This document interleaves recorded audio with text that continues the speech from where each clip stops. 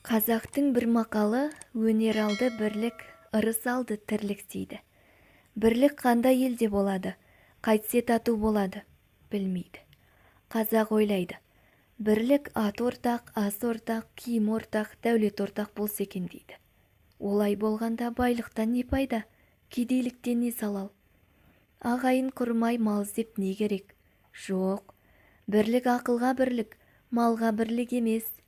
Малыңды беріп отырсаң, атасы басқа, діні басқа, күні басқалар да жалданып бірлік қылады. Бірлік малға сатылса, антұрғандықтың басы осы. Ағайын алмай бірлік қылса керек. Сонда әркім несібесін Құдайдан тілейді.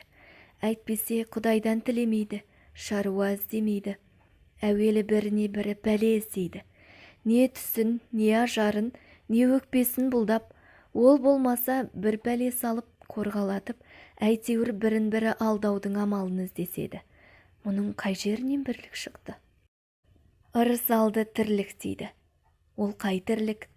Ол осы жан кеудеден шықпағандық па? Жоқ. Ондай тірлік итте де бар.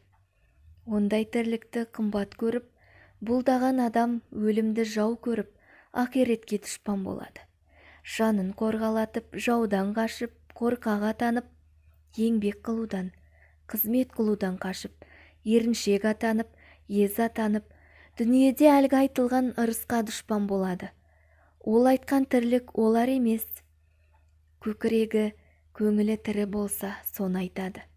Өзің тірі болсаң да, көкірегің өлі болса, ақыл табуға сөзі қалмайсың. Адал еңбекпен ерінбей жүріп мал табуға жігер қыла алмайсың. Кеселді жалқау қылжақпас, әзір тамақ, әзір ас. Сыртың пысық, ішің нас, артын ойлап ұялмас болып жүріп, тірімін деме. Одан да Алла жіберген ақ бұйрықты өлімнің өзі артық.